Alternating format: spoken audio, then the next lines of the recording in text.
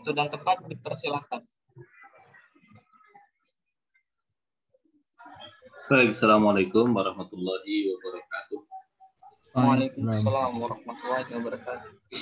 Bismillahirrahmanirrahim. Alhamdulillahirabbil alamin wassalatu wassalamu ala asyrofil anbiya'i wal mursalin Muhammadin wa ala alihi wa sahbihi ajma'in. Amma ba'du. Rabbana zidna ilma warzuqna fahma. Allahumma anfa'na bima 'allamtana wa 'allimna ma yanfa'una wa na'udzu bika min ilmin la yanfa'. Allahumma taqabbal minna innaka antas samiul 'alim wa tub 'alaina innaka antal ghafurur rahim. Allahumma rfa'anna al-waba wal bala wal ghala ya rahman ya rahim. Hadirin sekalian, mari kita masuk ke bahasannya. Pertama, kalau materi kita itu kan judulnya berkaitan dengan makna ilmu sains, makna ilmu dan sains di dalam Islam. Nah, pertama ilmu dan sains yang ingin dibincangkan kan ada dua kosakata kunci ya. Pertama kata ilmu dan yang kedua adalah kata sains. Lalu kemudian sebagai penimbangnya, sebagai neraca itu adalah Islam. Nah, Islam itu apa? Nah, kita mulai dari Islamnya dahulu. Pertama, Islam adalah sebuah agama yang berangkat dari wahyu ya. Dia bukan hasil dari olah nalar, rasa dan kebudayaan manusia. Islam adalah agama yang sepenuhnya berasal dari wahyu. Nah, menariknya adalah di dalam wahyu tersebut Islam di dalam wahyu tersebut tegaskan bahwa Islam sebagai sebuah agama itu adalah agama yang dia menghargai yang disebut sebagai pengetahuan. Nah, dan wahyunya yang berbahasa Arab itu menyebut pengetahuan itu dengan Islam. Dan tidak ada kata sains di dalam Al-Quran. Untuk bolak-balik nggak ada kata sains dalam Al-Quran. Nah, tapi kemudian pertanyaannya adalah ketika hidup di sebuah zaman yang modern, lalu sering menggunakan kata sains, nah, pertanyaannya sains ini mana menurut Islam? Nah, maka kita bisa lacak apakah kata sains dalam Islam itu sama dengan sebagaimana yang disebutkan dalam wahyu atau berbeda. Kalau sama, pertanyaannya adalah apakah kata sains yang di zaman sekarang itu mewakili ilmu-ilmu atau mewakili bidang-bidang seperti fisika, kimia, biologi itu setara dengan misalkan apa-apa yang ada di dalam seperti fikih, hadis, ya kan, kalam, tasawuf dan sebagainya, ataukah berbeda? Nah, maka bisa kita mulai dari melacak kosakatanya dahulu. Nanti sekalian kita ini menggunakan bahasa Indonesia ya, kita menggunakan bahasa Indonesia dan bahasa kita ini dipengaruhi oleh banyak bahasa yang dominan adalah bahasa Arab dan bahasa Inggris ya, bahasa Arab dan bahasa Inggris. Nah, di dalam bahasa Indonesia ada kata ilmu yang berasal dari bahasa Arab dan sains yang berasal dari bahasa Inggris. Nah, ini menunjukkan sebetulnya berasal dari dua konteks yang berbeda. Ya, kata ilmu berasal dari bahasa Arab, sementara kata sains itu berasal dari bahasa Inggris. Nah, coba kalau kita, berarti kan bahasa Indonesia ini kan apa sekali kan? Punya kosakata aja pinjem semua itu.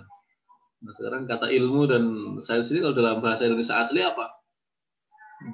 Pengetahuan ya, misalnya pengetahuan. Itulah mungkin paling paling kecil pengaruhnya dari kalau kita sebutnya sebagai ilmu, itu jelas bahasa Arab tadi. Ya, mungkin dia adalah pengetahuan ya. Dalam Islam, dalam bahasa Indonesia, bahasa yang paling netral untuk menyebut dua hal ini mungkin adalah pengetahuan.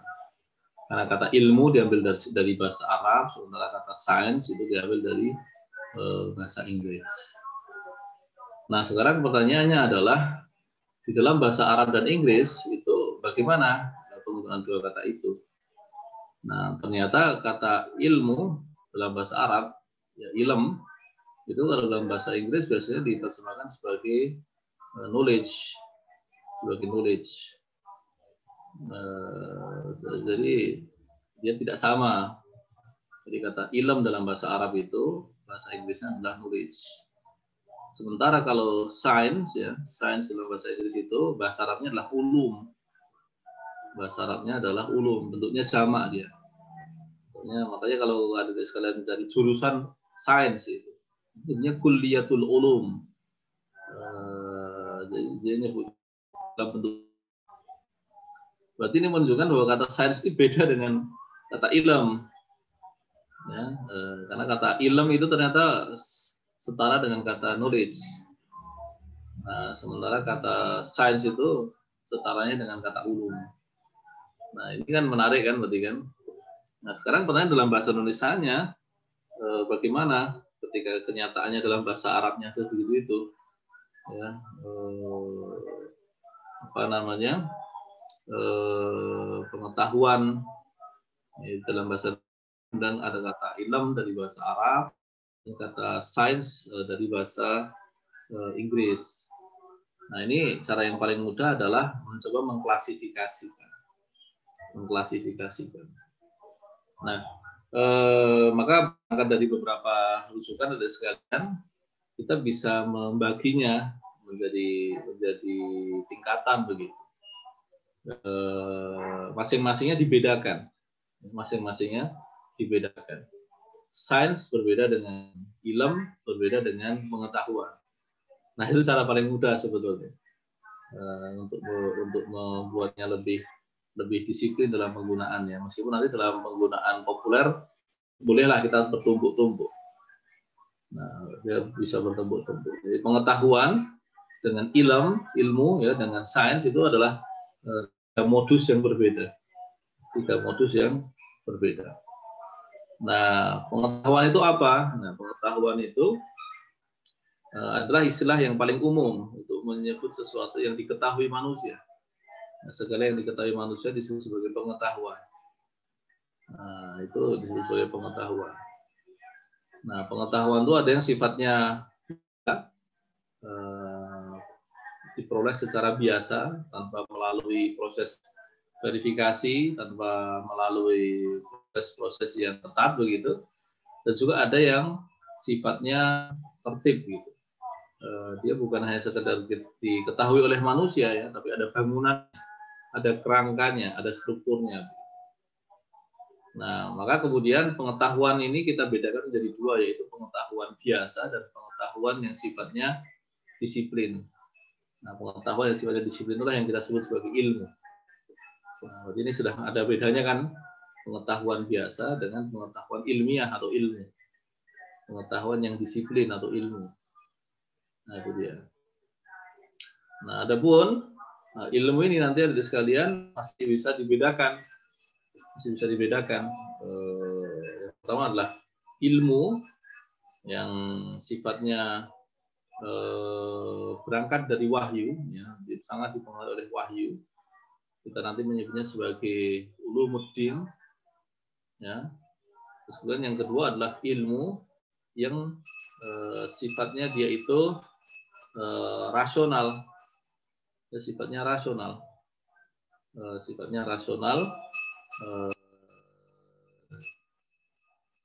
Karena dominasi yang rasional itu kita nyebutnya sebagai falsafah, sebagai filsafat. Ya. Sehingga ada ilmu agama, ada ilmu filsafat. Ya. Kemudian ada juga ilmu yang sifatnya didominasi oleh yang namanya intuisi. Melalui intuisi begitu. Nah, dalam di dalam pembagian itu kita bisa sebut sebagai ini dipisahkan sendiri begitu ya, sehingga ilmu yang diperoleh melalui proses-proses metafisika ini, melalui proses-proses intuitif ini kita pisahkan. Baru kemudian yang ketiga, yang keempat adalah ilmu yang didapat melalui proses-proses yang sifatnya percobaan, lebih banyak melibatkan proses-proses yang sifatnya verifikasi, menggunakan verifikasi itu ya. Kalau kita gambarkan begini nih, sebentar saya menggunakan, coba menggunakan PowerPoint ya. Kalau nggak Microsoft Word aja.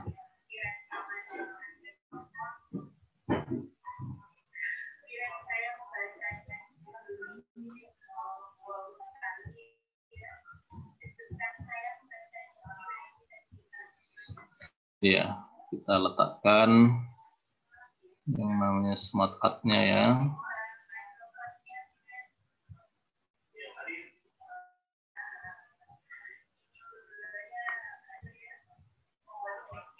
Sebentar, ini dia.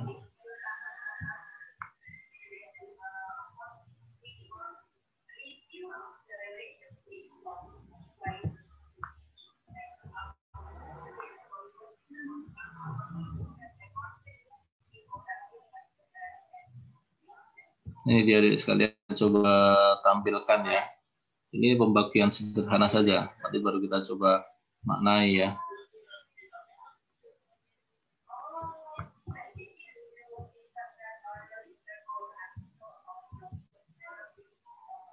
Kelihatan nggak? Kelihatan nggak? Sudah kelihatan ya?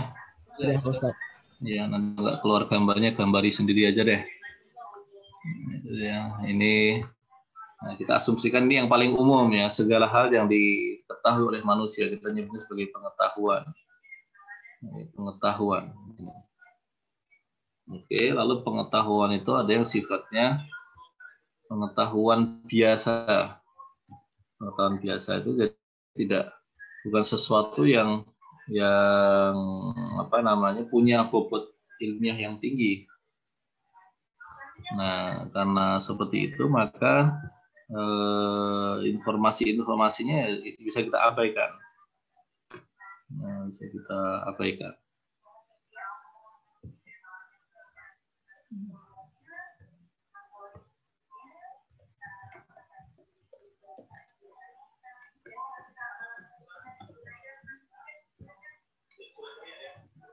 Nah, kemudian, ini mungkin bisa kita masukkan di sini yang tadi yang sifatnya intuitif. Pengetahuan intuitif, karena kenapa kita pisahkan, karena verifikasinya sulit. Ya, jadi pembuktian kebenarannya itu tidak mudah. Nah, baru yang sifatnya ilmiah. Ilmiah itu bisa diverifikasi tertentu secara tertib ya. Pengetahuan ilmiah atau kemudian kita sebut sebagai ilmu. Nah, lalu kemudian dia punya cabang ya, ada pengetahuan ilmiah itu ada yang sebentar.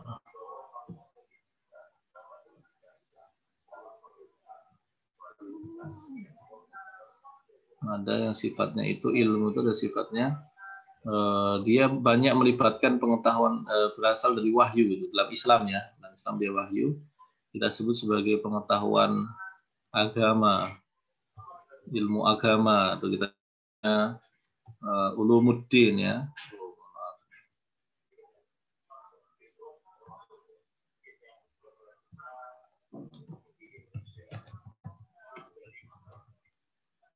Nah, ini dia. Lalu kemudian ada yang sifatnya rasional, lebih dominan rasionalnya. Ya, ada yang lebih dominan rasionalnya, kita masuk ke dalam falsafah. Ya, baru kemudian ada yang lain, yang terakhir adalah yang lebih banyak unsur tajribinya atau unsur eksperimentalnya, kita sebut sebagai sains. Nah, ini beginilah kerangka mudahnya, Nah, di sini nanti dengan kerangka ini kemudian kita mencoba untuk mendudukkan sains yang pertanyaannya yang barat bagaimana?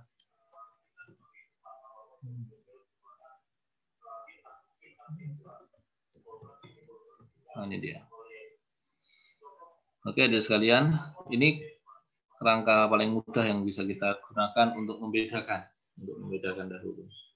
Jadi dalam bahasa Indonesia istilah yang paling umum untuk menyebutnya adalah pengetahuan. Nah, pengetahuan ini ada yang sifatnya biasa, ya. Misalkan kamu tahu harga apa namanya, ya semua yang kamu tahu saja, semua kamu tahu dan kamu tidak apa namanya tidak ada verifikasinya yang ketat, ya. Tidak ada sesuatu yang sifatnya tertib yang bisa menunjukkan bangunannya, kerangkanya, dan sebagainya. Itulah pengetahuan. Bahwa misalkan kamu tahu bahwa sekarang panas, sekarang siang, kemudian ada pohon besar di depanmu. Nah, itu kan pengetahuan-pengetahuan biasa yang maknanya tetap berguna, tapi kan tidak bisa disebut ilmiah ya. Ketika kamu nyebut panas itu kan kamu kan tidak berdasarkan derajat Celcius kan. Oh panas itu, tapi kamu nggak tahu tuh apa namanya dia secara saintifik atau sekali untuk dipertanggungjawabkan tuh ukurannya apa itu, kalau dikuantifikasi itu apa nggak tahu. Nah, terus ada pohon besar di depanmu itu. Kamu kan tidak menghitung meter ya kan, volumenya ya, terus kemudian bahkan kalau dihubungkannya ya pohon besar itu jenisnya pohon apa, usianya apa, fungsinya apa, kamu kan nggak tahu. Itu pengetahuan biasa saja. Jadi ada juga pengetahuan yang tidak bisa diverifikasi, tapi seringkali berguna, intuitif sifatnya, intuitif. Misalkan ketika kamu melakukan banyak aktivitas harianmu itu kan banyak sifatnya intuitif ya. Kamu memahaminya itu karena apa namanya bukan karena kamu menelitinya, tapi sesuatu yang terulang gitu, terulang, kemudian terbaca polanya. Terus kemudian kita tidak berkepentingan untuk mengujinya satu persatu begitu, tapi ya kurang lebih begitulah itu intuitif saja, intuitif. Meskipun yang intuitif ini nanti kita bisa bedakan antara yang sifatnya sederhana, ya sederhana, dengan sesuatu yang sifatnya itu lebih dalam, ya. Yang lebih dalam itu di situ ada proses kalau dalam Islam itu masuk ke agama ya, tetapi lebih banyak dia bisa dipisahkan sendiri begitu, karena orang mendapatkannya itu tidak bisa dipastikan ya. Dia memang membutuhkan ilmu agama, terus kemudian bangunannya itu bisa diujikan, bisa dikonfirmasikan dengan ilmu agama yang sifatnya tertib, yang sifatnya disiplin, yang sifatnya sudah tegas begitu. Akan tetapi dia melampaui hal itu. Ya, pengetahuan tentang Allah misalkan, keberadaan Allah itu. Kalau di level yang sangat mula kan kita tahu Allah tahu dari mana, ya logis saja. Misalkan dia pakai logika paling sederhana bahwa nggak mungkin sesuatu ada tanpa yang mengadakan, itu kan rasional tapi kan paling rendah saja. Tapi ketika kamu merasakan kehadiran Allah, kamu merasakan keberadaan surga, neraka, sebagaimana yang terjadi pada sahabat itu kan intuitif. Nah itu dia. Tapi kita memverifikasinya agak sulit kan. Nah baru kemudian ada pengetahuan yang sifatnya tertib, disiplin begitu. Dia bangunannya itu sangat tertib, yang bisa kemudian kita objeknya apa, kemudian apa itu bisa kita tentukan. Yang kemudian kita sebut sebagai pengetahuan ilmiah. Nah, pengetahuan ilmiah ini, tapi ada di sisi lain pembagian ini, pembagian ini saya membuatnya sebagai hasil ini aja, hasil renungan saja. Kamu adik sekalian bisa tidak bersepakat begitu, tidak ada masalah. Tapi sekurang-kurangnya alasan saya adalah dengan pembagian ini saya bisa memilih beberapa istilah yang seringkali tumpang tindih, yang tumpuk-tumpuk, yang seringkali kita nggak bisa bedakan secara tertib. Nah, ketika ilmu, misalkan kalau kita bicara ilmu itu beda dengan sains loh. Nah, itu alasannya apa nanti kita jelaskan. Sebenarnya kata sains itu emangnya baik-baik saja. Emang Islam itu cocok dengan sains? Nanti dulu. Nah, ilmiah itu dia yang pasti adalah dia disipliner ya, dia ada disiplinnya, dia tertib pada bangunannya. Yang kemudian kita bagi menjadi 3. Pertama adalah ilmu yang karena kita Muslim, kita punya basis wahyu dalam keberagamaan. Maka semua ilmu yang merupakan turunan dari wahyu itu disebut sebagai ulumuddin, ilmu-ilmu agama. Nah, yang ada yang sifat kewahyuannya masih sangat sangat dominan, dan unsur-unsur rasional dan unsur-unsur tajribi atau eksperimentalnya itu lebih rendah. Misalkan ilmu Quran itu, ilmu Quran itu lebih banyak unsur pewahyuan dan periwayatannya. Ya kan? Hadis ya, hadis itu adalah ilmu yang dia unsur pewahyuan dan unsur, karena kan yang didapat Nabi kan bukan dari nafsu kan, bukan in huwa illa wahyu yuha. Nah, sebagian hadis itu kan sesuatu yang sifatnya pengetahuan yang bukan hasil pemikiran. Cukup banyak bagian dari hadis itu yang sifatnya Nabi ketahui karena Allah memberitahunya. Tapi dia bukan Quran. Ketika Nabi menjelaskan tentang alam kubur, menjelaskan tentang akhirat, menjelaskan tentang masa lalu yang panjang, itu kan bagian dari wahyu. Nah, ilmu hadis dengan segala perangkatnya itu kan lebih didominasi oleh pewahyuan dan periwayatan. Nah, itu dia. Tapi ada juga ilmu-ilmu yang dia sudah ilmu-ilmu dari agama didominasi oleh wahyu, tapi unsur-unsur rasionalnya itu juga sudah banyak. Misalkan fikih. Fikih itu kan membutuhkan penalaran yang kuat. Konsistensi satu dalil dengan memahami secara konsisten dari satu dengan lain. Ya, terus kemudian ketika ada dalil yang kesannya berbenturan, apakah betul-betul berbenturan atau hanya kelihatan di permukaannya saja berbenturan. Ya, kemudian alasannya apa? Nah, itu ilmu agama. Kita dudukkan ilmu agama pada tingkat yang tinggi. Itu ya. Nah, lalu ada yang namanya falsafah. Nah, falsafah ini lebih banyak kepada olah pikirnya. Lebih banyak olah pikirnya. Di mana kalau kemudian dia falsafah Islam, misalkan falsafah Islam, dia banyak yang dikompromikan dengan wahyu, dengan ilmu agama. Ya, misalkan dalam bahasan etika ya, dalam bahasan etika buruk, ya, itu tidak semata-mata hasil penalaran ya. Ketetapan dalam agama itu dipertimbangkan serius dalam falsafah etika Islam. Gitu. Tapi kemudian rumusan-rumusannya ya tentang teori tentang akhlaknya itu rasionalnya jadi dikembangkan ya, kayak tahdibul akhlaknya Miskaweh misalnya. Itu kan dia kan nggak banyak dalilnya. Tapi dalil, kalau ada dalil dia dipertimbangkan. Kalau kemudian disistematisir sedemikian rupa begitu, pertimbangan rasionalnya lebih banyak di dalam falsafah ini. Nah, sedangkan yang ketiga adalah sains. Nah, sains ini yang kemudian sengaja kita sebutkan terakhir. Kenapa? Karena kata sains itu, pertama itu sekalian, itu masuk ke dalam peradaban kita belum lama. Masuk ke dalam. Nah, dulu ini dalam bahasa Indonesia kata sains itu dulu belum disebutkan tersendiri. Nah, pernah kata sains itu diterjemahkan ke dalam bahasa Indonesia. Tadi ya, kata sains itu dalam bahasa Arab adalah ulum. Bukan ilm, tapi ulum. Nah, ulum bentuknya sama. Dan yang kedua, di dalam kasus bahasa Indonesia, kata sains itu pernah dulu belum diserap dalam bahasa Indonesia.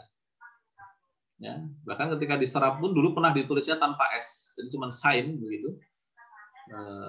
Kemudian yang belakangan, yang lebih familiar ditulisnya dengan S, sains. Gitu. Dulu ketika itu belum diserap ke dalam bahasa Indonesia, kata sains itu disebutnya pernah menjadi ilmu pengetahuan. Ilmu pengetahuan. Jadi lucu kan? Jadinya ilmu pengetahuan itu gimana sih kan? Aneh kan? Pernah nggak dulu kalian? Sekarang ilmu pengetahuan alam, ilmu pengetahuan sosial. Kenapa kata ilmu dan pengetahuan digandengin? Mantap. Ya. Kan aneh kan alasannya. Jadi ganjil kan? Ilmu pengetahuan itu karena dulu anggapannya bahwa ilmu pengetahuan itu beda dengan ilmu pada umumnya atau pengetahuan pada umumnya. Dia berbeda. Tapi kan sudah diganjil karena kata ilmu punya makna, kata pengetahuan punya makna, atau sekurang-kurangnya kata ilmu dan pengetahuan itu maknanya bisa disamakan itu. Dalam penggunaan populer kata ilmu dan pengetahuan itu bisa digunakan secara setara begitu. Nah, ketika dia digunakan bersama ilmu pengetahuan, nah pertanyaannya apa bedanya tuh? Ilmu pengetahuan. Makanya kemudian pernah juga kata sains itu diterjemahkan menjadi tidak lagi ilmu pengetahuan yang kepanjangan itu, tapi menjadi ilmu. Gitu. Ya, tapi ketika dia menjadi kata ilmu lebih aneh lagi. Ya, kata ilmu di dalam bahasa Indonesia itu dipengaruhi kata ilmu dari bahasa Arab yang sangat bercorak Islam, sangat bercorak Islam. Nah, baru kemudian belakangan ya sudah deh, daripada ribet jadikan aja kata sains itu. Kata sains. Nah, kata sains itu sendiri dari sekalian ketika sudah masuk ke dalam bahasa Indonesia, ya sehingga kita tidak perlu bingung dengan penggunaan kata pengetahuan dan ilmu tadi. Ya, kata sains itu ternyata di Barat sendiri itu maknanya berkembang. Maknanya berkembang. Nah, kata sains di Barat itu, ini dia uniknya, dia itu dari bahasa Latin. Tulisannya itu SIRE, saya nggak tahu bagaimana bacanya ya. Entah bacanya sire atau apa begitu. Itu asalnya ya sampai abad ke-18 itu artinya sama dengan knowledge. Sama dengan knowledge. Ya, kalau kita Indonesia loh sama dengan pengetahuan dong. Atau kalau dalam bahasa Arab misalkan sama dengan ilmu dong. Ya kan? Kan jadi ganjil. Ya. Ketika abad ke-18, abad ke-19 itu ternyata kata sains itu maknanya lebih spesifik. Menjadi every organized knowledge. Every organized knowledge. Setiap pengetahuan yang sifatnya itu terorganisir. Organized. Atau yang sifatnya disipliner. Yang sifatnya ada bangunannya gitu. Nah, kalau maknanya di abad ke-19, 18, 19 seperti itu, kan ingat abad 18, 19 itu adalah puncak-puncaknya sekularisasi pengetahuan di Eropa. Ya. Maka every organized knowledge ini, ada sekalian itu, kalau di dalam kerangka itu sama dengan ilmu dong. Sama dengan ilmu dong. Ya kan? Nah, baru belakangan di abad ke-20 sampai sekarang, kata sains itu merujuk kepada pengetahuan-pengetahuan yang sifatnya terorganisir, ya, yang bisa diverifikasi secara rasional dan indrawi. Ya, kalau falsafah kan rasional saja kan, tapi kalau sains itu indrawinya itu loh, empirisnya itu loh. Makanya ada pada aspek empiris dan eksperimentalnya itu sains itu. Nah, itu dia berarti dari sini kita dapat nih bahwa tiga kata ini itu bisa digunakan untuk tingkatan yang berbeda-beda. Secara populer, ya, bisa saja kita katakan pengetahuan, ilmu, dan sains ya sama aja. Itu secara populer. Tapi kalau kita melihatnya secara lebih disiplin, bisa nih kita apa namanya? Kita klasifikasikan bahwa pengetahuan itu adalah istilah yang paling umum. Ya, dari yang umum itu ada pengetahuan yang istilahnya disipliner, tertib, ada bangunannya, ya, ada proses pengujiannya, ya. Yang ilmu itu nanti bisa dibedakan, yang agama, yang dominasi wahyunya sangat kental, begitu. Karena bagi agama kita, ilmu ulumuddin itu, ilmu-ilmu agama itu sekalian, itu sangat sentral, ya, sangat sentral. Lalu ada juga yang dominasinya adalah penalaran, rasionalnya. Unsur indrawinya nggak terlalu banyak. Jadi kita sebut sebagai falsafah atau filsafah. Nah, baru yang kemudian sifatnya dia ini, ya sifatnya banyak unsur-unsur empirisnya, indrawinya, uji cobanya, ya, eksperimentalnya, itulah yang kita sebut sebagai sains, ya, sains. Hanya kemudian ketika kita menggunakan istilah sains itu seperti itu, kita harus sadar bahwa meskipun dia itu kita punya pemaknaan secara umum terhadap sains, ya, yang di situ dia banyak melibatkan proses indrawi, ada verifikasinya secara empiris dan sebagainya. Ternyata kebanyakan sains yang berkembang di abad ke-18, 19, 20 yang menghasilkan kemodernan seperti sekarang ini dengan berbagai macam kecanggihannya yang luar biasa itu ternyata bias, ya, mengandung unsur-unsur pandangan hidup barat, mengandung unsur-unsur pandangan hidup barat yang sekuler, ya, yang kalau kita cermati itu ada banyak ketidakcocokannya, istilahnya inkompatibilitasnya dengan Islam. dengan Islam. Apanya yang berbeda? Ya asumsi-asumsinya beda, posisinya beda, presuposisinya beda. Nah, ini yang kemudian kita bertanya, terus gimana itu sains yang seperti itu gimana? Nah, ini makanya ada tambahan kata tanda barat tanda tanya kan. Nah, itu dia. Nah, ini dulu dari penamaan dahulu kita clearkan begini nih, untuk memudahkan jadi sekalian pembagian saya ini bukan pembagian yang sebenarnya final enggak. Ini renungan pribadi saya ketika kita berbahasa Indonesia. Nanti ketika kita berbahasa Arab, mode berpikirnya sudah harus pakai bahasa Arab yang memang sudah khas Islam ya. Itu nanti sebenarnya lebih simple. Tapi kalau kita berbahasa Indonesia, karena kita itu bahasa yang dipengaruhi oleh banyak bahasa lainnya, Islam mempengaruhi, tapi kemudian di saat yang sama belakangan aspek-aspek pandangan hidup Barat dan kemodernan itu mempengaruhi, ya maka kemudian terpaksa menggunakan klasifikasi seperti ini untuk memudahkan bahwa masing-masingnya itu ada kedudukannya. Nah, nanti kalau kita berbahasa Inggris agak malah sebaliknya, malah ribet. Karena bahasa Inggris adalah bahasa yang merupakan bahasa yang paling banyak menampung sains, menampung pandangan hidup Barat yang menghasilkan sains sekuler gitu ya, yang nantinya kemudian ketika kita menggunakannya untuk melihat Islam, nah itu perlu banyak penjelasan, perlu banyak klarifikasi di dalam penggunaan istilah-istilahnya. Nah, sebelum saya lanjutkan, adik sekalian, sampai di sini apa yang bisa kita bincangkan sebelum saya masuk lebih jauh. Nah, ini baru klarifikasi kata-katanya aja kita udah habis banyak ya. Ya, mungkin karena saya lama nggak bincangkan ini, tapi ini sempat saya tulis di jurnal Tasfiyah lah ya, untuk baca-baca silahkan nanti diunduh, cari aja asumsi dasar ilmu pengetahuan itu lah, itu diunduh saja, ya itu sekurang-kurangnya bisa jadi bahan bacaan lah ya. Baik, sampai di sini dahulu. Bisa apa yang bisa dibincangkan nanti sekalian, mau diklarifikasi apa gitu, sebelum saya bergerak lebih lanjut. Atau mungkin moderator mau di moderasi dulu, di tengahi dahulu. Baik, syukur Ustaz. Baik, sampai sejauh ini jika ada pertanyaan dipersilakan kepada seluruh partisipan. Pertanyaan bisa disampaikan dengan dua cara. Pertama bisa langsung unmute saja, pertanyaan secara langsung, dan cara kedua adalah bisa melalui room chat yang tersedia di room Zoom kita ini. Ya, dipersilakan kepada teman-teman partisipan. Assalamualaikum moderator, izin bertanya. Ya, dipersilakan kepada Bang Riko.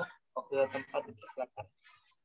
Baik, jadi gini Ustaz, saya ini kan selama ini kan selalu menganggap bahwa sains ini kan, kalau di pikiran saya itu yang terbayang dalam ingatan saya itu adalah ilmu-ilmu alam. Apakah ilmu-ilmu sosial di dalam seperti ilmu politik, sosiologi dan lain-lainnya itu termasuk sains, Ustaz?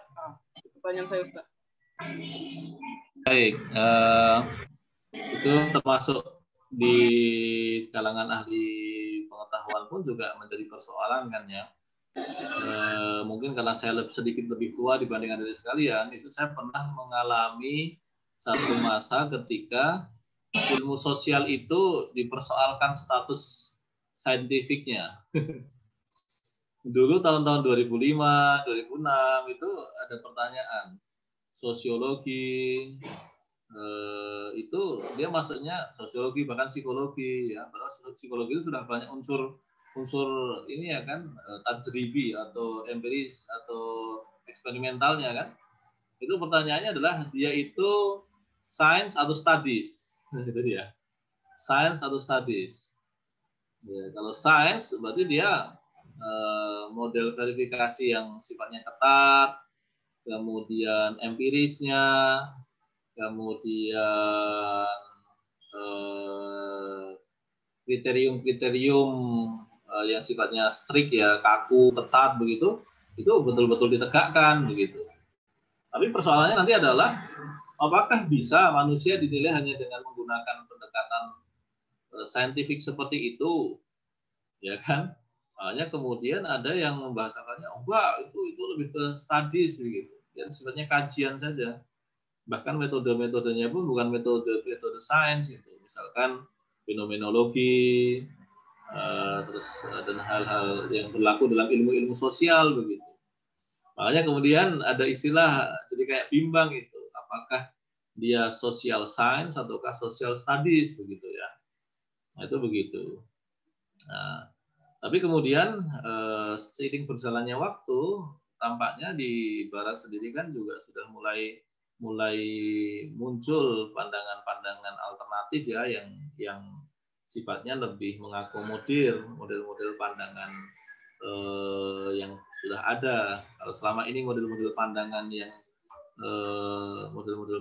yang sifatnya mempertentangkan antara misalkan begini, penelitian kualitatif dengan kuantitatif, penelitian induksi dan model pemikiran deduktif dan induktif, itu dulunya dibenturkan. Belakangan ketika hal-hal seperti itu mencoba untuk diakomodir, itu ternyata mulai diinikan istilah tampaknya lebih ramah untuk menyebut sebagian model penelitian sosial yang kualitatif itu sebagai bagian dari sains. Maka kalau kemudian caranya seperti itu, situasinya seperti itu, saya pribadi lebih suka untuk meletakkan bahwa sebagian karakteristik itu masuk ke dalam rumpun sains dalam pembagian ini, tapi sebagian yang lain dia masuk ke dalam rumpun falsafah atau filsafat begitu, yang lebih banyak dimensi rasionalnya dibandingkan dimensi eksperimentalnya begitu. Nah, itu yang untuk memudahkan saja sebetulnya. Tentu ini pembagian seperti ini tidak terlalu ketat ya, dan tidak terlalu misalnya tidak terlalu disiplin begitu. Tetapi sekurang-kurangnya untuk memudahkan bahwa pengetahuan ini lokasinya ada di mana. Ya, lokasinya ada di mana. Kalau dia disebut sebagai ilmu sosial, dia pengetahuan biasa, jelas tidak. Menggunakan pendekatan intuitif, mungkin sedikit saja, nggak terlalu banyak. Yang pasti karena dia punya bangunan, dia jelas ilmiah. Gitu. Tapi kalau dia ilmiah, apakah dia ilmu agama? Jelas enggak. Nah, dimensi wahyunya dia nggak terlalu banyak kan dalam ilmu sosial. Bahkan ilmu sosial yang sekuler itu nggak ada arahan wahyu dalam perumusannya. Maka opsinya hanya tinggal di sini saja, falsafah dan sains. Nah, kata falsafah ini dari sekalian, saya memang sengaja menggunakan istilah falsafah untuk menunjukkan bahwa ini adalah sebuah kata yang berasal dari aspek asing sebetulnya. Nah, kan ingat di dunia Islam itu dulu ilmu-ilmu yang berkembang itu masih rumpun ulumuddin semua. Nah, di abad pertama, kedua, ketiga itu rumpunnya ulumuddin semua. Ya, dari fikih dalam makna yang paling luas, yang menampung semua topik dalam agama, hingga kemudian fikih itu dipecah ya, diklasifikasikan menjadi dua. Fikih akbar ya, yang lebih banyak bicara tentang persoalan teoritik, persoalan Tuhan, persoalan teologis begitu, dengan fikih asghar yang dia itu membincangkan persoalan praktikal ya, kalau dalam bahasa Arabnya kan al-a'mal asy-syar'iyyah, al-amaliyah. Nah, istilah Arabnya begitu. Berkaitan dengan amal-amal syariat praktis. Nah, itu fikih asghar itu. Nah, kan di situ kita temukan ulumuddin itu dia pencarnya luas sekali ya. Luas sekali. Hingga kemudian nanti ada sebuah ilmu yang berasal dari peradaban yang berbeda, yang saat itu secara dokumentasi itu paling banyak adalah dari Yunani dan diwakili kata falsafah. Itu ya, kata falsafah. Nah, di dalam peradaban Islam dahulu, kata falsafah itu secara kata jelas dia itu kata yang bukan berasal dari bahasa Arab. Dia berasal dari bahasa asing yang diarabkan, karena kalau diterjemahkan dia nggak cocok. Nah, jadi kata falsafah itu kan dulu kan dari kata filosofia. Filosofia itu terjemahan letternya adalah hubbul hikmah. Ya, lalu disebut sebagai hubbul hikmah ganjil kan, lucu kan? Lalu disebut sebagai hikmah. Tapi kata hikmah yang berasal dari Yunani ini beda coraknya dengan hikmah menurut Quran, hadis, dan ulama. Ya udah deh, karena karakteristiknya berbeda, maka dia lebih mudah disebut sebagai falsafah. Diarabkan aja falsafah begitu. Nah, lalu kemudian untuk memudahkan pula kata falsafah ini tidak hanya mewakili yang berasal dari Syriak, dari Alexandria, dari Romawi, dari Persia, udahlah dimasukkan dalam rumpun falsafah itu, atau ancient knowledge, ulumul awail, nah kan begitu. Nah, ilmu-ilmu yang berasal dari itu, ada sekalian, itu nanti salah satu karakteristiknya adalah dominasi proses-proses rasionalnya lah di dalam perumusan. Hanya belakangan nanti ada istilah yang lain lagi yang berasal dari peradaban lain itu. Kalau tadi dari peradaban kuno, awail ya istilahnya, ya dari Yunani, dari mana. Ini datangnya belakangan tuh, datangnya belakangan. Dia ngambilnya dari Islam, tapi kan melalui proses penerjemahan panjang ya di Prancis bagian selatan, kemudian diserap oleh orang-orang Eropa, dimodifikasi, dikembangkan, diperdebatkan, muncul berbagai paradigma, hingga kemudian istilah sains itu menjadi istilah yang khas begitu. Ya, yang kalau dia tadi yang dari Eropa tadi ya, yang rasional, oke deh ya, mirip-mirip dengan falsafah gitu ya, dia unsur rasional. Tapi ketika dia sudah melibatkan unsur-unsur tadi ya, tajribi, unsur-unsur eksperimental, percobaan begitu, nah istilahnya ini kok mereka menggunakan istilah sains begitu. Bahkan cenderungnya sains ini memisahkan diri dari filsafat gitu. Nah, ya sudah, kata sains ini kita pakai deh, karena dia sudah menjadi istilah yang populer kan. Tapi di dalam pemaknaannya hati-hati itu, jangan diterima begitu saja. Ya, sebagai sebuah prinsip umum, oke deh, kata sains ini untuk mewakili ilmu-ilmu yang tadi sifatnya dia rasional iya, empiris iya, eksperimental iya, begitu kan. Maka kita pakai istilah itu, kita terima istilah itu, ya sebagai bagian dari pengetahuan ilmiah begitu. Hanya kemudian sembari kita mempertimbangkan bahwa yang dominan membentuk sains tadi adalah pandangan hidup barat sekuler. Itu tuh.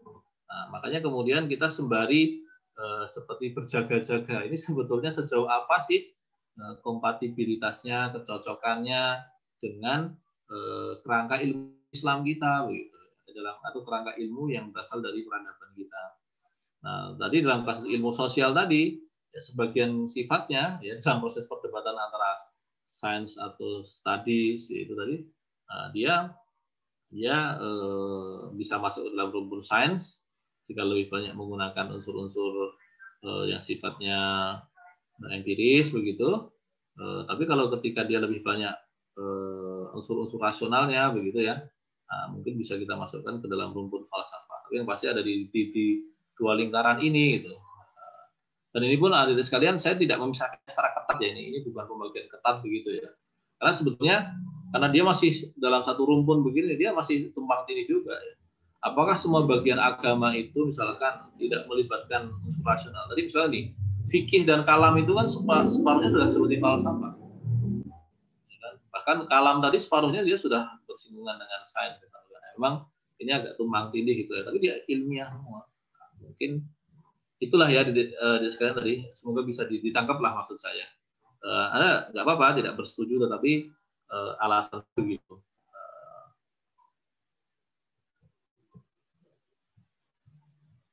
Oke. Baik, Ustaz, jika masih ada pertanyaan pada teman-teman partisipan yang hadir pada hari ini, dipersilakan. Saya bisa disampaikan secara langsung ataupun melalui chat.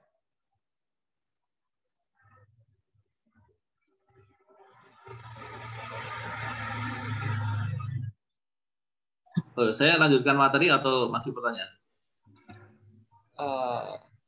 Baik Ustaz, seperti untuk pertanyaan sebelum ada, mungkin bisa dilanjutkan saja Ustaz. Oke, baik. Nah, pertama dari sekalian, tadi ya, Islam sebagai sebuah agama itu memang dia lekat dengan pengetahuan.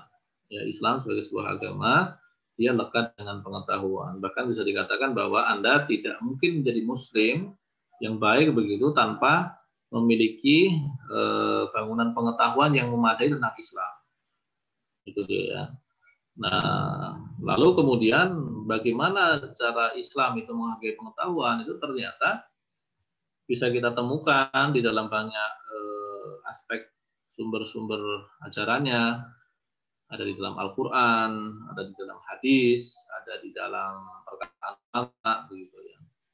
Nah, kata pengetahuan tadi di dalam bahasa Arab itu terwakili dengan kata ilm.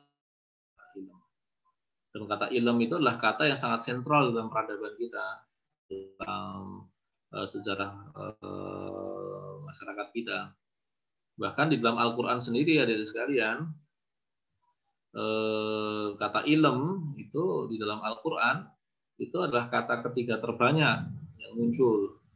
Jadi kata ketiga terbanyak dalam Al-Quran itu adalah kata ilm. Ini kan menarik kan?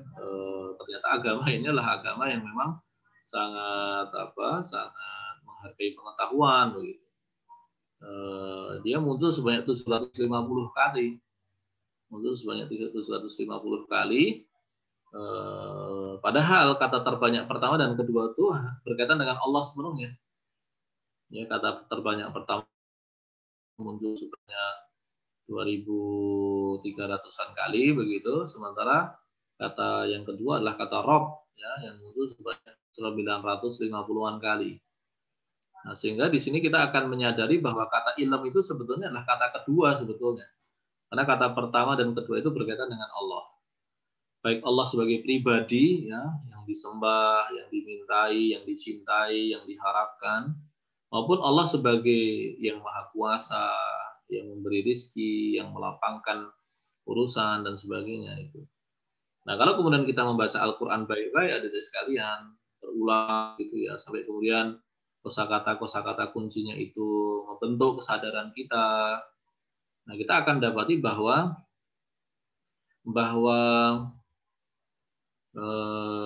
Islam itu membuat kita mau tidak mau itu membuat benak kita itu didominasi oleh beberapa kosakata kunci. Ya, ketika kita membaca Quran berulang-ulang, kosakata kunci pertama yang membentuk kesadaran kita itulah kata Allah. Allah baik sebagai Allah maupun sebagai Rabb. Makanya seorang Muslim itu alamnya dia terhubung dengan Tuhan. Nggak mungkin Muslim itu sekuler ya, jadi ego. Ego itu bercandaannya adalah edging cut out gitu. Edging cut out itu berarti memojokkan Tuhan, ya, menepikan Tuhan. Gitu. Nggak bisa, karena kesadaran yang paling dasar seorang Muslim itu adalah Tuhan, Allah tadi atau Rabb tadi. Sedangkan kesadaran yang kedua yang mendominasi akal seorang Muslim itu adalah ilmu. Kata ilmu itu dominan di dalam benak seorang Muslim. Nah, itu dia. Nah, kemudian menariknya adalah sifat wahyu di dalam Islam itu bukan hanya bersifat doktriner, artinya dia harus dipercayai begitu saja tanpa alasan, itu bukan seperti itu. Malah sebaliknya, wahyu di dalam Islam yang berisi kosakata kunci itu, adik-adik sekalian, dia itu berisi konsep-konsep yang membentuk keseluruhan kesadaran dan penalaran kita. Jadi tadi selain kata Allah, kata Rabb, kata ilmu begitu, berbagai macam kosakata kunci dalam Al-Quran itu membentuk nalar kita menjadi jejaring beginilah ya. Ini kan kalau ini kita asumsikan ini adalah jejaring, jadi berbagai kosakata kunci dalam Al-Quran itu menjadi jaringan-jaringan yang sangat luas, ya, yang mengubah nalar dan kesadarannya. Bahkan kalau menggunakan istilahnya Profesor Alatas ya, mempengaruhi bahasanya, mempengaruhi nalarnya, mempengaruhi kesadarannya, itu seperti itu. Nah, kosakata kunci itu nanti yang berubah menjadi konsep-konsep itu apa saja, itu banyak sekali. Bahkan kalau kita mengikuti penjelasannya Al-Parsalan misalkan ya, di situ kita akan temukan bahwa ternyata di fase Mekah awal, lalu kan di fase Mekah akhir, lalu di fase Madinah itu ternyata ada progres, itu ada kecenderungan yang berubah. Ya, kalau di fase Mekah awal itu kesadarannya adalah tentang Allah sebagai Tuhan yang Maha Kuasa, kesadaran tentang alam yang diciptakan, kesadaran tentang manusia yang diciptakan. Ya, tapi nanti ketika di Mekah akhir itu kesadarannya lebih dalam bahwa Allah itu bukan hanya sekedar pencipta, tapi Tuhan yang dimintai, Tuhan yang dicintai, Tuhan yang diharapkan, Tuhan yang ditakuti. Lalu kemudian tentang manusia itu ada konsep tentang manusia sempurna, yaitu orang yang memiliki kenabian, kerasulan, ya, yang kemudian menerima wahyu, yang memiliki ilmu itu. Lalu kemudian juga tentang alam itu kesadaran juga lebih jauh, bukan sekedar alam yang diciptakan, tapi juga alam yang akan binasa, akan diciptakan, akan dihidupkan lagi, akan yang di situ manusia akan dimintai pertanggungjawaban, ada kehidupan pasca kematian, macam itulah ya. Nah begitu nanti ke Madinah, konsep-konsepnya bertambah lagi lebih kaya, begitu, lebih kaya. Konsep-konsep yang lebih bersifat duniawi itu bermunculan, ya misalkan konsep tentang kata keadilan, tentang kata daulah ya, daulah atau dulah begitu. Tentunya memang dulah ya, bukan daulah. Lalu kemudian kata syura, ya, kemudian amanah dan sebagainya. Sehingga sejak awal ketika orang-orang Arab jahiliyah itu, yang jahiliyah itu merujuk kepada makna bodoh, tidak secara intelektual ya, tidak secara kognitif, tapi bodoh secara moral, secara kesadaran manusianya begitu. Ketika dia sudah mendapatkan ini, dia mendapatkan wahyu begitu, diajarkan oleh Nabi menjelaskan wahyu itu maka nalarnya itu menjadi lebih rumit dibandingkan orang-orang Arab jahiliyah. Kosakatanya lebih banyak, ya, kesadarannya menjadi lebih dalam, jejaring konsep-konsep di benaknya juga menjadi lebih rumit, ya, lebih canggih begitu. Belum ketika nanti Nabi itu tidak hanya sekedar menjadi penerima pasif wahyu itu oleh Nabi yang itu dijelaskan oleh Nabi melalui keseluruhan kehidupan beliau. Tujuan Nabi, bahkan karakteristik Nabi itu menguatkan konsep-konsep yang ada di dalam Al-Quran. Ya, termasuk di dalam konsep yang ada di dalam hadis-hadis Nabi itu dalam jumlah banyak itulah kata ilmu itu sendiri sebetulnya. Jadi di satu sisi wahyu baik Quran maupun hadis itu dia mengapai ilmu, di sisi yang lain dia penuh dengan konsep-konsep keilmuan. Itu dia sekalian. Nah, lalu kemudian singkat cerita, seiring berjalannya waktu ya, karena sejak zaman Nabi pun para sahabat Nabi itu diberikan oleh Nabi yang namanya hak, ya, legalitas, ya, otoritas untuk mengembangkan konsep-konsep yang ada di dalam Quran dan hadis itu. Nah, proses pengembangan konsep-konsep itu yang kemudian kita sebut sebagai ijtihad. Ya, ijtihad tidak hanya berlaku pada persoalan hukum sebetulnya, dia luas, ya, dia berlaku pada banyak hal begitu. Nah, terus ketika konsep-konsep itu menjadi lebih rumit, lebih kaya begitu itu, ya, terbentuklah ilmu-ilmu sebetulnya. Jadi Islam itu di satu sisi dia menghormati ilmu, ya, mengendorse kata ilmu berkali-kali, kemudian isi wahyunya itu penuh dengan konsep-konsep keilmuan, dan nantinya belakangan itu menghasilkan berbagai macam ilmu, berbagai macam jenis pengetahuan begitu.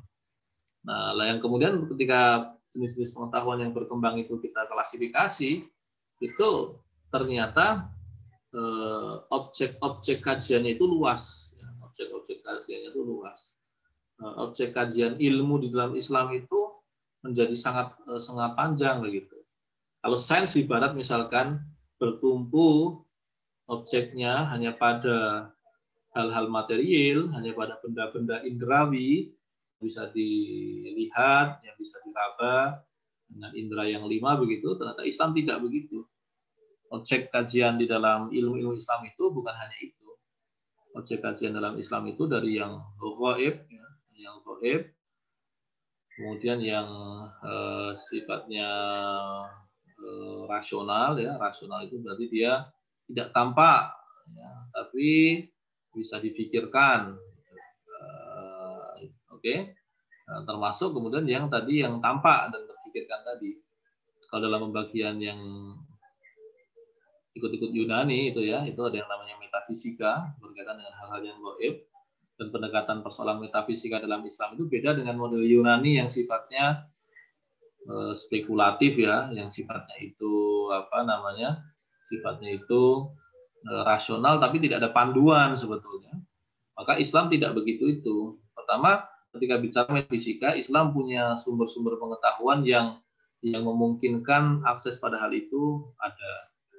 Kemudian yang kedua, ketika bicara metafisika, Islam itu mengakui adanya intuisi yang bisa mengantarkan manusia pada sebagian persoalan metafisika itu secara langsung. Nah, ini nanti kemudian masuk dalam tasawuf ya, dan tasawufnya itu falsafi begitulah ya, yang sangat filosofis gitu. Lalu kemudian di bawahnya ada sesuatu yang sifatnya itu tidak tampak ya. Kalau tadi metafisika sebenarnya tidak tampak, tidak terpikirkan. Dalam kasusnya Yunani tidak tampak, tidak terpikirkan, makanya spekulatif. Dalam Islam dia tidak tampak, tidak terpikirkan, tetapi sumber-sumber yang bisa mengantarkan kepada hal itu tuh ada begitu. Ya, tapi kalau yang di bawahnya tadi adalah hal-hal yang tidak tampak tapi terpikirkan, yang rasional saja kan. Ada banyak hal itu yang tidak tampak tapi kan terpikirkan kan. Operasi penambahan, pengurangan itu kan secara empiris kan nggak ada. Ya kan sebetulnya kan. Operasi penambahan pengurangan itu kan bekerjanya di benak kita kan. Dia bekerjanya kan di benak kita, bukan di alam nyata sebetulnya. Kalau ada jeruk 2, lalu jeruk 2 lagi, kan tidak kita sebut sebagai penambahan kan. Ya ada 2 sama 2 aja. Ya kan, jumlahnya 4 gitu. Itu kan kita membahasakan 2 tambah 2 itu kan nalar kita, bukan kenyataan yang terjadi kan sebetulnya. Nah, hal rasional begitu itu kan banyak terjadi dalam Islam. Nah, juga tentang K0 itu. Ya kan, 0 itu kan mana? Kenyataannya kan nggak ada kan. 0 itu kan konsep sebetulnya kan, sesuatu yang di benak kita yang kita adakan begitu. Makanya ketika dulu Khwarizmi misalkan dia mempertimbangkan, merenungkan kata angka 0 dari peradaban India, lalu kemudian merenungkannya hingga kemudian teroperasionalisasi menjadi angka 0 yang berguna. Nah, itu kan sebetulnya hasil dari proses-proses rasional ini. Tidak ada unsur empirisnya kan sebetulnya. Kan begitu. Masuk kemudian nanti yang sifatnya empiris gitu ya, yang tampak dan terpikirkan. Nah, di dalam Islam ilmu-ilmu empiris ini sebetulnya banyak meminjam dari peradaban lama begitu, dari peradaban lama. Ya. Dari peradaban lama ya ada misalkan fisika ya. Sebagian topiknya sudah dibincangkan oleh Yunani, sebagiannya dari Romawi, sebagiannya dari Persia diolah. Ketika bicara kimia ya dari Alexandria, dari mana diolah. Bicara tentang astronomi itu kan dari Persia, dari India diolah kan begitu. Nah, hingga kemudian ya jadilah apa yang disebut sebagai ya, sains ya, sains untuk ukuran dunia Islam pada masa itu yang sudah canggih di masanya. Nah, jadi objek-objek pengetahuan dalam Islam itu ada sekalian yang menurut Islam itu luas sekali, dari hal yang sifatnya metafisika ya, tentang persoalan Tuhan, surga neraka, halal haram, pahala dan siksa dan sebagainya begitu, sampai yang paling empiris begitu, yang hari ini, yang di zaman ini itu betul-betul didetailkan sedemikian rupa oleh sains barat kontemporer begitu ya. Ya, sampai pada persoalan neuroscience yang kita tuh nggak bisa melihatnya kan dengan mata kita, dari persoalan kuantum yang kita nggak bisa kan melihatnya dengan mata kita, itu diakomodir semua, diakui. Nah, karena dia mengakomodir objek yang begitu luas itu, maka sumber-sumber pengetahuannya pun dalam Islam yang diakui juga banyak. Ya, dalam Islam yang diakui juga banyak. Misalkan wahyu ya, yang menjadi pondasi terpenting bagi ilmu-ilmu agama itu kan wahyu ya.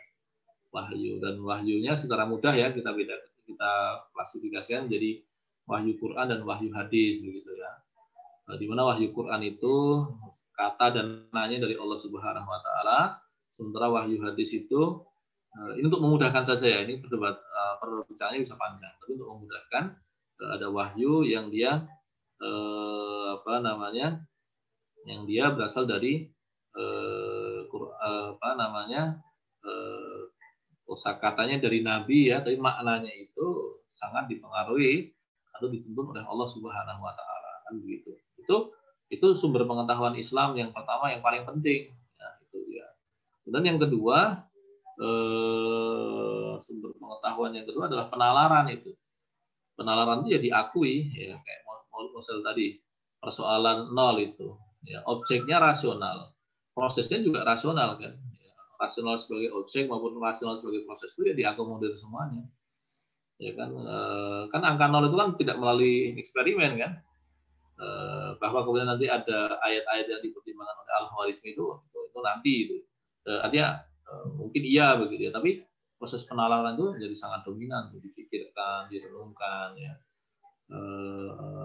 tentang banyak hal-hal yang berlaku di dunia fisika itu kan banyak yang didapatkan oleh proses rasional kan, misalkan begini, apa namanya, air panas ya, air itu kalau dipanasi dia akan matang begitu ya. Nah, proses mematangkan air itu kan proses yang bisa diupayakan, yaitu dengan kompor misalkan atau dengan korek api begitu. Maka kemudian kan ada logika balikannya begitu. Berarti kalau tidak dipanaskan itu kan proses yang biar terjadi begitu saja kan. Tapi kan dinalarkan bahwa kalau dia tidak dipanaskan maka dia akan dingin misalkan begitu. Nah itu dia. Itu kan proses itu kan hasil proses penalaran ya, bukan semata-mata indrawi begitu. Nah itu diakui penalaran seperti dalam Islam. Lalu yang sifatnya indrawi juga jelas diakui juga itu. Baik yang indrawi yang sederhana karena pengamatan sederhana yang hanya melibatkan mata kita, maupun proses-proses indrawi yang lebih rumit ya, yang mengakomodir berbagai macam pendekatan. Misalkan tidak hanya sekedar mata, bisa jadi objeknya itu sangat kecil, mikroskopis gitu ya, sehingga kita melihatnya dengan bantuan alat. Atau sebaliknya objeknya itu sangat jauh, ya, makroskopis begitu. Kita menggunakan alat juga itu. Itu kan indrawi kan. Islam mengakui hal itu. Gitu. Termasuk kemudian ketika di dalam proses penginderaan itu melibatkan kriteria-kriteria yang ditegakkan ya, angka, hitungan gitu kan, kriteria itu ditegakkan, itu diakui oleh Islam. Hanya kemudian apakah ya itu saja? Ya, ternyata tidak. Islam pun juga mengakui yang sifatnya intuitif gitu. Pertama, di dalam proses-proses intuitif sederhana itu dalam keseharian kita pakai. Kenapa tidak diakui bahwa kita tuh dalam keseharian saja banyak menggunakan intuisi ya. Ketika kamu menghitung, misalkan kamu ke pasar membeli banyak hal, kemudian kamu menghitung dengan cepat ya, itu kan seringkali sifatnya sudah tidak lagi menggunakan rasio, tapi sudah intuitif kan. Kita langsung tahu akumulasi sederhana dari yang kita hitung yang begitu banyak itu ya, karena kebiasaan. Tapi intuisi yang lebih tinggi lagi, bagaimana misalkan dalam kasusnya Newton itu ya, kesadaran tentang apa namanya ya, benda yang jatuh itu kan tidak hanya di zaman Newton kan. Apel jatuh itu kan bukan hanya Newton yang melihat. Apel yang jatuh itu kan yang melihat kan ada banyak orang selain Newton. Ya kan, yang kejatuhan kepalanya misalkan begitu, kalau betul Newton itu kejatuhan kepalanya oleh apel begitu kan, bukan hanya Newton saja. Tapi yang kemudian memiliki kesadaran bahwa oh, ada sesuatu yang menarik benda agar jatuh begitu, itu kan Newton itu kan ya. Nah, itu kan intuitif sebetulnya. Nah, tetapi di dalam Islam makanya intuisi itu sebetulnya tidak boleh ditolak sama sekali karena faktanya dipakai dalam keseharian, dan bahkan dalam kasus-kasus pengetahuan itu ternyata dia juga bekerja, bahkan kadang dia lebih vital dibandingkan proses rasional dan empiris itu sendiri ya, yang menjadi penentu akhirnya begitu, meskipun dia bukan faktor pembentuk utamanya begitu, tapi proses akhirnya itu intuitif, itu bisa jadi kan. Apalagi kalau ada diskusi pernah tahu tacit knowledge gitu. Nah, ternyata ada hal-hal yang terjadi itu sifatnya tidak lepas dari proses intuitif dan pertemuan antara manusia dengan manusia begitu. Tapi tidak dibicarakan, gitu. Tapi sesuatu yang terkoneksikan ya. Tapi tadi dalam Islam itu ada yang lebih tinggi lagi, yaitu proses-proses pengetahuan yang didapat melalui proses intuitif terhadap sesuatu yang sifatnya metafisis begitu. Yang nantinya kemudian membuat orang itu tidak lagi hanya sekedar tahu Tuhan ada, kemudian secara emosional bergantung pada Tuhan, tapi betul-betul merasakan kehadiran Tuhan, merasakan kehadiran surga, neraka, dan sebagainya. Nah, semua hal itu dalam Islam adalah pengetahuan, bahkan ilmiah, begitu kan. Bahkan kalau perlu, kalau kata sains itu mengikuti kehendak Islam, ya dia saintifik begitu. Hanya kemudian istilah saintifik di dalam Islam itu, dia menurut kriterium yang ditegaskan Islam, bahwa objek pengetahuan itu luas, ya, karena objeknya luas, maka saluran pengetahuannya pun juga tidak bisa hanya satu saja, dan penolakan terhadap satu objek pengetahuan serta satu saluran pengetahuan itu malah menunjukkan sikap tidak saintifik menurut Islam, ya. Karena pengetahuan itu seharusnya mengantarkan manusia pada realitas keseluruhan, pada kenyataan keseluruhan yang meliputi manusia, yang nantinya dia berguna bagi kehidupannya, tidak hanya sekedar sebagai makhluk material, hanya sekedar makhluk bertubuh, ya, yang punya mata, telinga, tubuh, tapi juga manusia sebagai makhluk yang punya kenyataan, punya nafas, ya, dia punya roh, yang kemudian tidak hanya berhubungan dengan benda material di sekitarnya, dia berhubungan juga dengan Tuhan, dia terhubung dengan yang gaib, ya. Nah, itu semuanya memang ada begitu, dan menjadi tidak rasional ketika menolaknya begitu. Ya, mungkin itu ya jadi sekalian yang bisa saya gambarkan sekedar, ya, ini ya gambaran yang sangat kasar yang bisa jadi tidak ideal, tapi saya mencoba untuk memudahkannya semudah mungkin untuk nanti ada sekalian lebih lanjut sebetulnya, ya, sekedar pemantik awal untuk memberikan kesadaran bahwa Islam punya cara pandang sendiri tentang ilmu, yang disebut sebagai sains itu, yang sangat dipengaruhi oleh pandangan Hindu Barat itu. Kalau dia diterapkan dalam Islam, itu ada ketidakcocokan, dan kalau mau mengikuti cara pandang Islam, dia akan beda dengan sains menurut kehendak Barat tersebut. Nah, mungkin itu bisa kita buka perbincangan lagi lah, ya. Wallahu a'lam. Baik, syukur Ustaz atas materi ini yang tadi yang sangat menarik, ya, tentang ilmu dan juga sains dalam sudut pandang Islam. Untuk bicara yang selanjutnya itu sesi tanya jawab. Dipersilakan kepada seluruh partisipan, teman-teman partisipan yang ingin bertanya.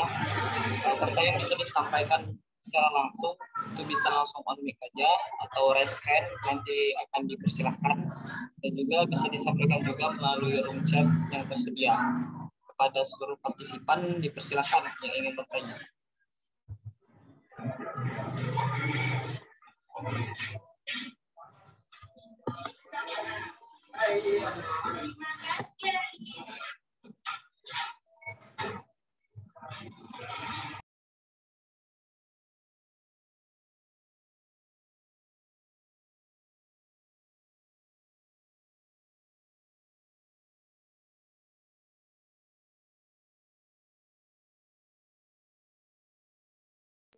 Baik, sekali lagi dipersilakan kepada seluruh partisipan yang ingin bertanya. Pertanyaan bisa disampaikan dengan dua cara. Pertama bisa disampaikan secara langsung, itu dengan on mic, ataupun dengan menekan tombol raise hand terlebih dahulu, nanti akan dipersilakan. Dan juga untuk cara yang kedua bisa disampaikan melalui chat yang tersedia pada aplikasi Zoom.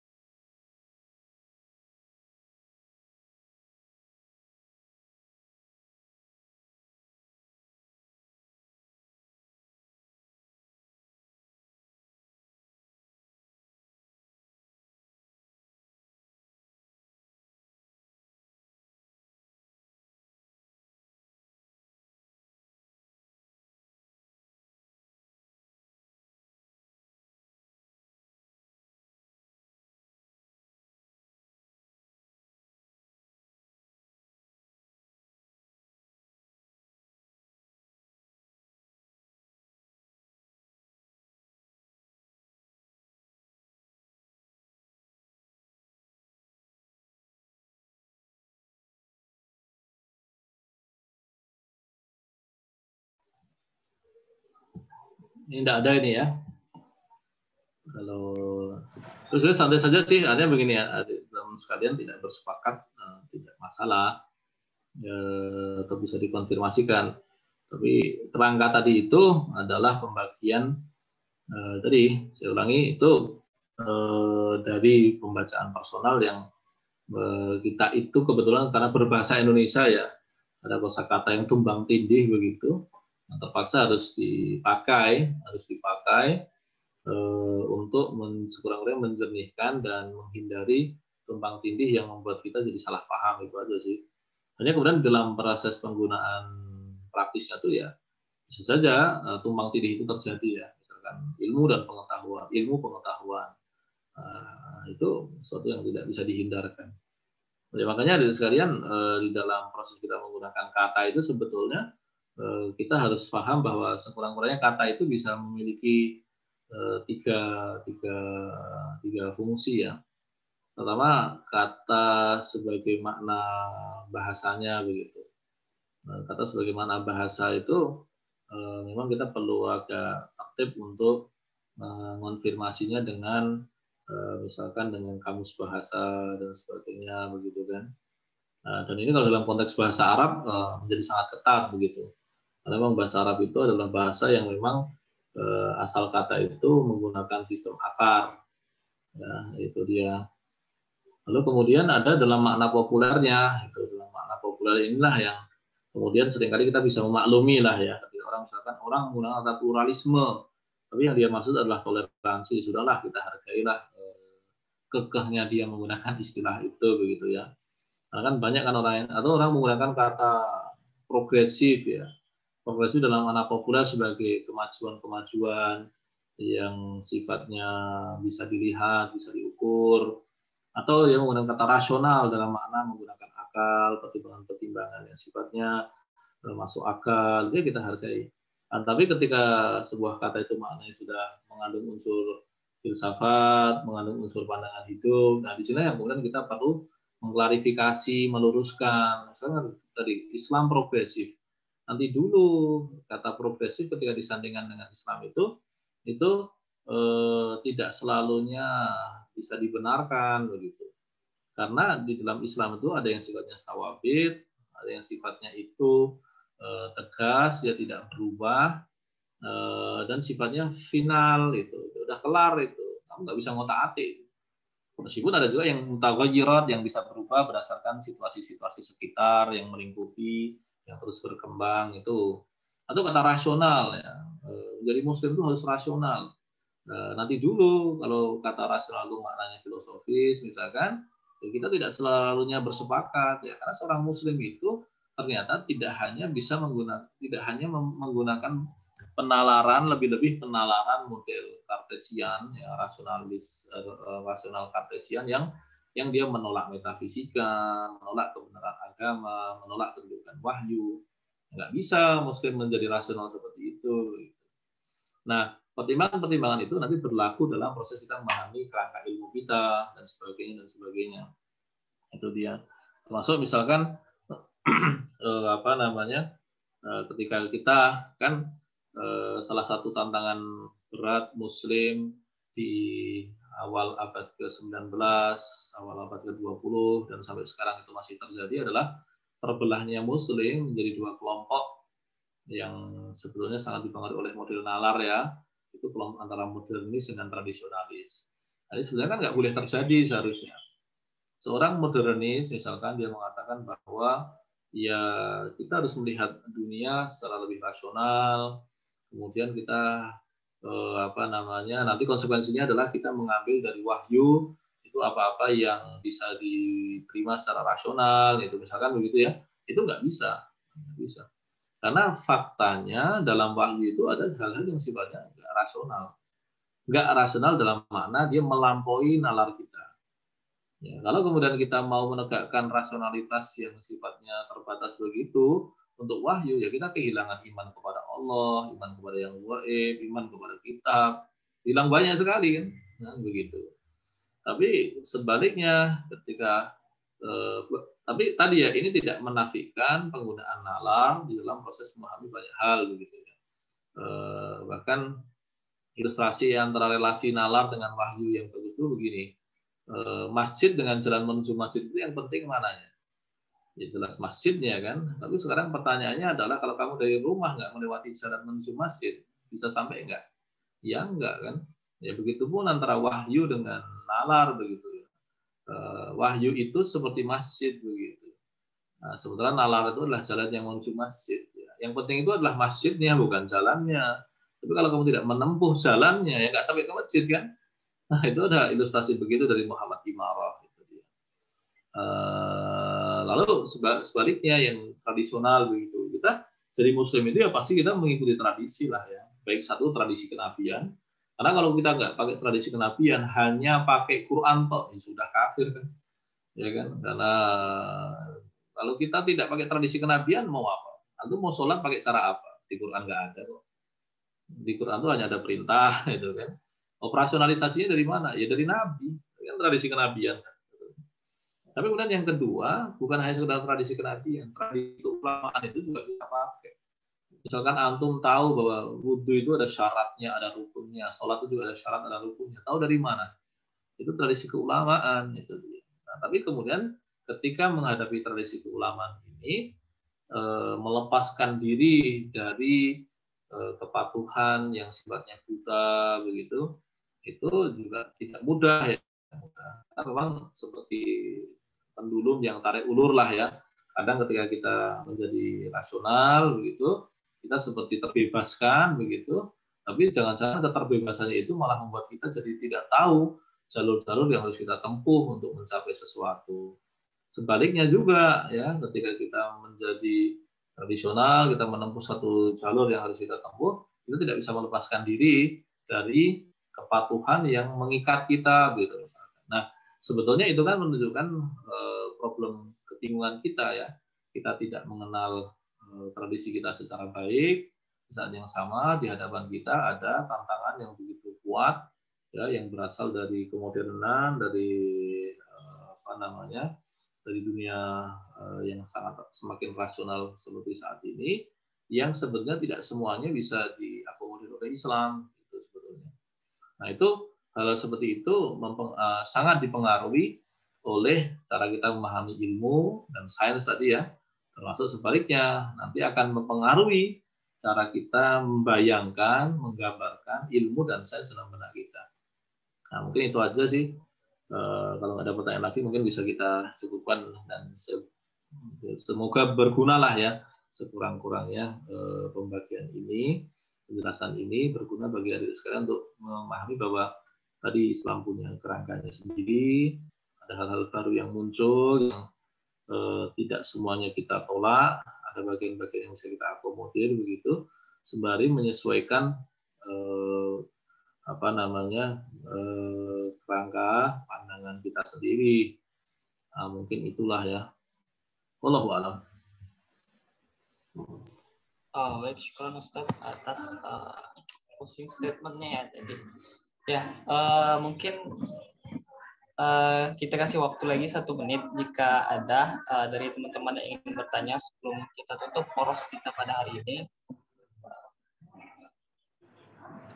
Dipersilakan kepada teman-teman jika masih ada yang ingin bertanya.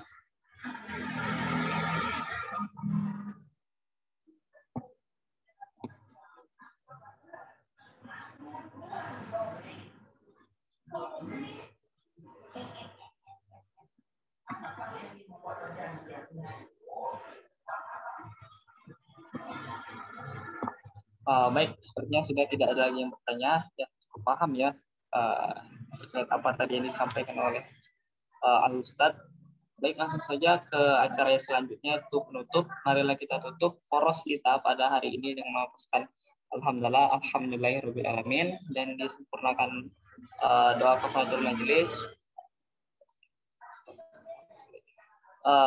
Ana di sini sebagai motor, mohon maaf jika ada salah-salah kata kepada Allah. Ana mohon ampun. Ana akhiri. Assalamualaikum warahmatullahi wabarakatuh. Waalaikumsalam warahmatullahi wabarakatuh.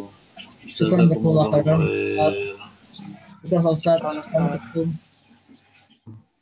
Mohon izin.